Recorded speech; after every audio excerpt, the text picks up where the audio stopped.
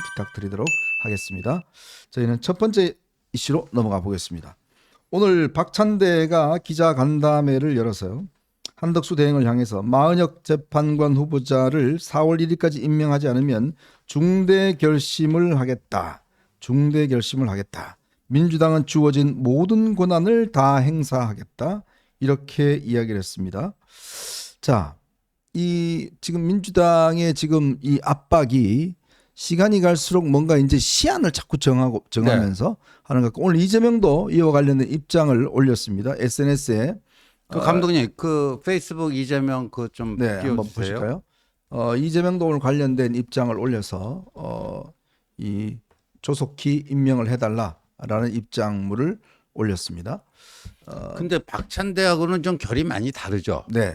예, 그러니까 이제 이게 보니까 뭐 일반적으로 이제 해석하자면 그 박찬대가 악역, 그러니까 배드캅을 담당하고 이재명이 그캅 해갖고 한쪽에선 때리고 한쪽에서는 얼르고 뭐 이런 거 아닌가. 네. 그게 박찬대가 뭐 중대 결심이라고 했지만 며칠 전부터 뭐 한덕수 총리 직무 복귀하자마자 바로 또 또 탄핵 얘기를 박찬대 입으로 꺼냈기 때문에 중대 결심이라고 하는 것은 이제 뭐 줄 탄핵, 연쇄 탄핵, 총 탄핵 이거 말고는 없는 거고요.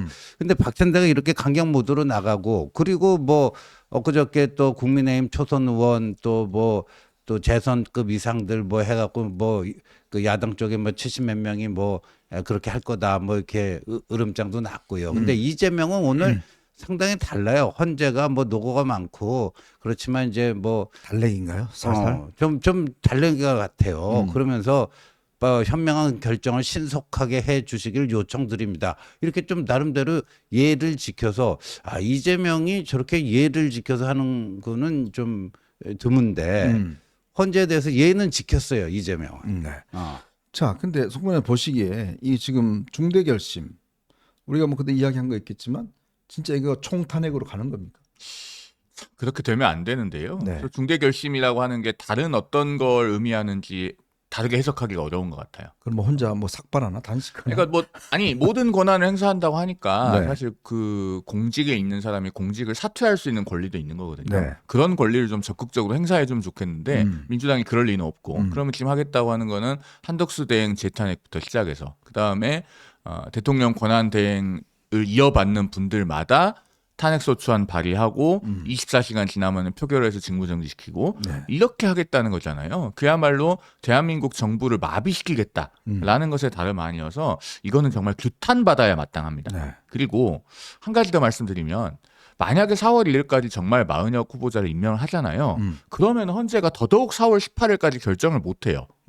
저는 박찬대 원내대표나 이재명 대표가 제 앞에 있으면 정말 좀 물어보고 싶어요. 아니 4월 1일까지 임명을 하면 그러면 헌재가 4월 18일까지 결정할 수 있다고 생각합니까? 못하거든요. 왜냐하면 일단 임명해서 들어가면 마은혁 재판관이 지금 이 대통령 탄핵 심판에 관여하는 것도 다른 재판관들의 논의가 필요합니다. 네. 그렇게 해서 관여시키기로 하면 변론 재개해야죠. 변론 재개를 다음 날 바로 할 수 있는 것도 아니에요. 재개해서 재개기일 통지서 보내야 될 거 아닙니까? 양쪽에 송달이 돼야지 변론 기일을 열죠. 그다음에 이거를 변론 기일을 열어서 그러면 한 기일만 하고 닫아서 땅땅땅 할 수 있어요? 당연히 이건 국회 측 대리인도 어쩌면 수긍하지 못할 겁니다. 네. 충분히 양쪽의 그동안의 변론에 진행된 경과를 들어봐야 된다. 이른바 간이한 갱신 절차를 거친다고 하더라도 적어도 2번, 3번 정도의 변론 기일은 해야 될 거예요. 그리고 나서 변론을 종결하고 다시 평의를 하고 편결합니다.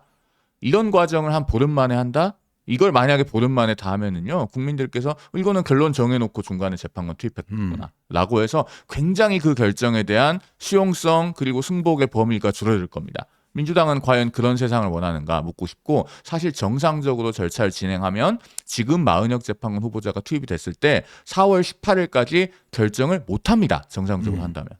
근데 바로 이 부분이에요. 제가 가진 의문이 뭐냐면, 자, 민주당이 지금 마은혁 후보자 임명을 저렇게 강조하고 있는 이유가 지금 들어가면 만약에 마은혁이 바로 예를 들어서 저 인용이요라고 손들어 줄 수 있다고 생각하는 건데 민주당이 바보가 아닌 이상 그런 판단을 안 내리잖아요. 지금 아까 송변 이야기했지만 들어가면 다시 갱신 절차를 거쳐야 되고 또 참여할지 안 참여할지를 결정을 해야 되는데 그 시간이 꽤 길 겁니다. 그리고 만약에 들어가서 예를 들어서 5가 6이 된다 그러면 예. 그거 아마 국민들 수용하기가 너무 어려울 거예요. 그런데 그렇죠. 왜 저렇게 겉으로 이게 뻔히 저게 안 되는 줄 알면서 저거를 그렇게 할까? 저는 그 의문이 아직까지 조금 풀리지는 않고 있어요. 그러니까 뭐 민주당 내부 뭐 정통한 사람한테 제가 좀 저 얘기 들어보니까 네. 자기들은 뭐 계산해보고 주판화를 챙겨봤더니 음. 마흔역을 그 투입했을 때 음. 추가적으로 플러스가 되는 길이 2주. 2주. 근데 그걸 바짝 또 패스트 트랙으로 해갖고 빨리빨리 돌리면 뭐 일주일 조금 지나서도 가능하다. 네. 뭐 그런 계산이 나왔다는 거예요, 자기들 내에서. 근데 지금 우리 송 변호사 얘기하는 거 보면 기본적으로 거쳐가야 될 프로세스가 꽤 많단 말이에요. 네. 그게 과연 뭐 일주 안에 일주 남짓에 된다고 그렇게 생각은 안 되는데 저도 참 그 부분이 의문이에요. 의문이라서 그러니까 사실 이제 이런 식으로 헌재를 압박하고 그러니까 이게 사실 그 타겟팅은 한덕수 뭐 최상목 이 두 분한테 가 있지만 당신들 한 청년 또 탄핵하고 최상목도 바로 탄핵하고 그렇지만 사실 헌재를 압박하기 위해서 그런 거 아니냐. 그러니까 4월 18일 전은 끝내라. 헌재를 압박하기 위해서 그런 거 아니냐. 그리고 또 이렇게 그 일종의 교란 전술이라는 말도 있어요. 아, 교란 전술. 그러니까 뭐냐면 국민의힘 쪽에서 볼 때 쟤들이 이렇게 마흔역 거기에 집착할까? 5대3인 게 분명한가 보다. 그래갖고 이거를 교란시키는 거죠. 뭐 그런 해석이 나오고 있습니다. 그러니까요. 지금 저도 그래서 이 생각해 보면 그러니까 마흔역이 들어가서 안 되는 줄 뻔히 알면서 하는 거는 1차적으로는 일단 헌재를 좀 압박을 해서 네.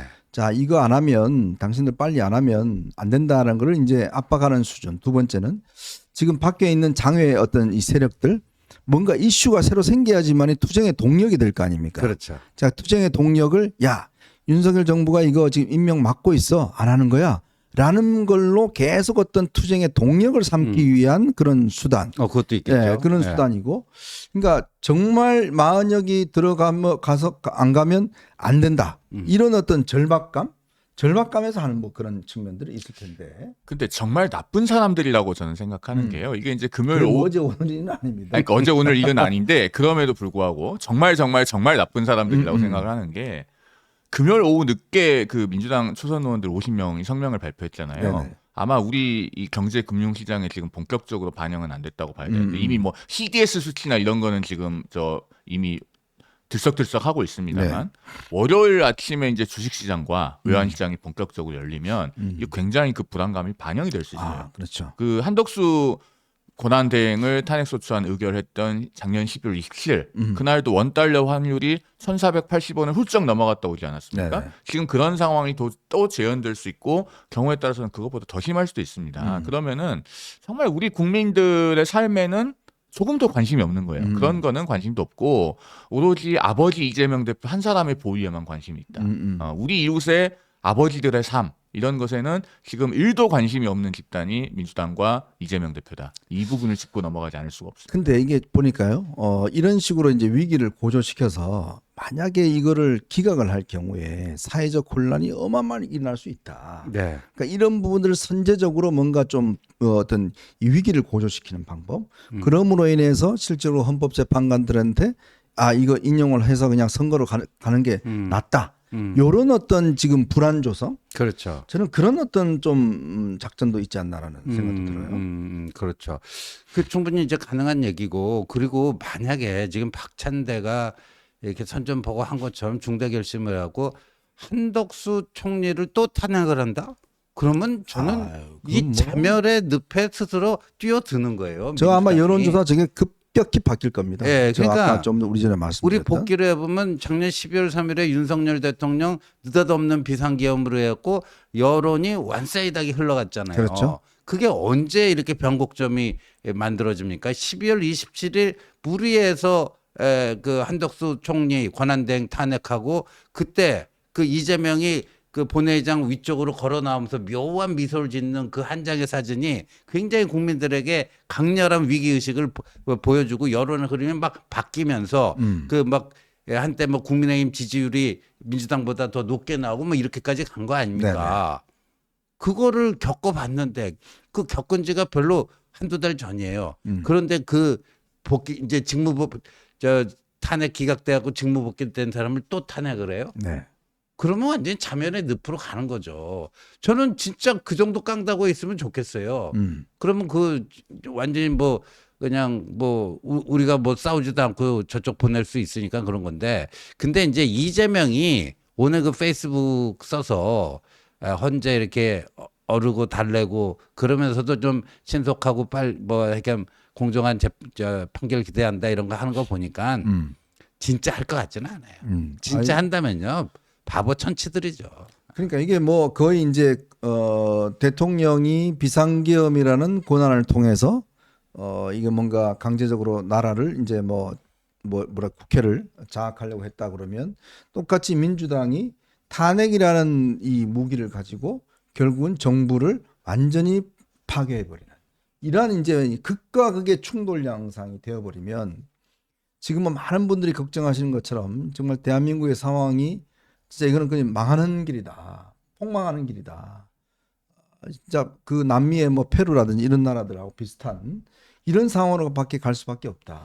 페루, 베네수엘라, 뭐 네. 브라질 뭐 이런 비슷한 길을 가는 거죠. 그러니까 네. 정말로 그런 상황이 생기면 안 되는데 정치인이요. 많은 경우에 정치인의 가장 큰 적은 그 자기 자신입니다. 네. 왜냐하면 우리가 이제 흔히 뭐 야구 선수들 뭐 육각형으로 여러 가지 요소들을 표현하잖아요. 그 뭐 타격, 뭐 주루, 뭐 여러 가지 표현을 하는데 정치인의 경우에 그 육각형이 고루 갖춰진 정치인들이 사실 드물어요. 네. 어떤 것들이 특출나면 또 어떤 건 모자란 부분들이 있습니다. 그런 것들을 극복하는 것이 많은 경우에 정치인들의 과제예요. 이재명 대표 같은 경우에는 아마 그 육각형에서 가장 모자란 부분이 본인의 성품, 본성, 절제력 이런 부분일 겁니다. 그동안에 민주당이 30번의 줄탄핵을 했는데 그때마다 어느 하나 명분이 있는 걸 찾아보기 어려웠잖아요. 그런데 이번에 31번째 탄핵을 또 하면은 뭐 베스킨라빈스 31도 아니고 진짜 아이스크림 31개 다 모으는 겁니다. 그런데 여태까지 늘 그렇게 해왔기 때문에 앞으로 안 한다는 보장이 없습니다. 지금 물론 이것이 겁방용이나 엄포용이 아니냐 이렇게 볼 수도 있겠습니다만은, 그래서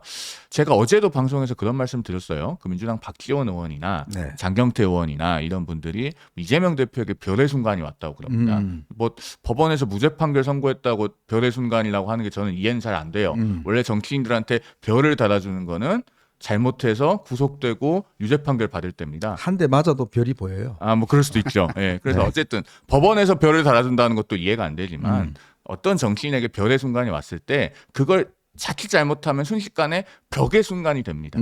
자기 자신이 헛발질하면요 별의 순간이 금방 벽의 순간으로 바뀌는 거예요. 네. 이재명 대표가 지금 무죄 판결 받았다고 기고만장해서 그 힘을 또다시 제어하지 못하고 마구 날뛰면 한덕수 권한대행 탄핵했을 때처럼 마구 날뛰면은 국민들께서 아주 엄정하게 심판하실 거고 순식간에 금방 벽의 순간이 닥칠 것이다. 다시 한번 경고의 말씀드립니다. 네. 어쨌건 지금 이제 헌재 시간이 이제 점점 4월 달 이제 내일부터면 이제 31일이고 모레부터 4월 1일입니다.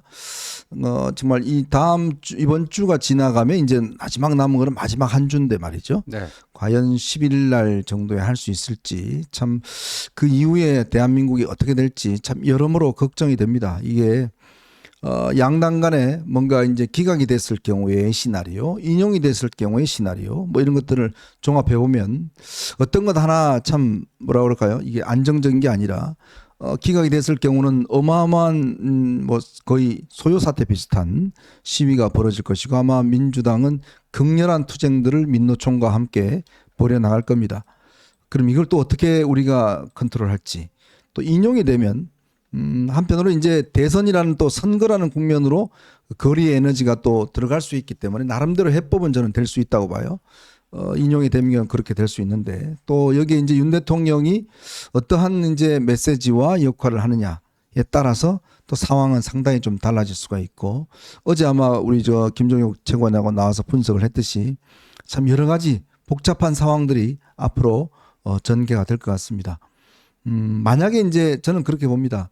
헌법기관, 그러니까 최고의 마지막 헌법재판소마저 어떠한 결정도 하지 못하고 넘겨버린다 그러면 그 이후에 해결할 수 있는 방법은 결국 아스팔트밖에 없습니다. 그렇죠. 그러면 네. 뭐 대한민국에 대한 해법은 거의 없는 거 아니겠습니까? 만약에 4월 18일까지 그 헌재가 결정을 내리지 못하고 문영배, 임미선 두 재판관이 퇴임을 하게 된다.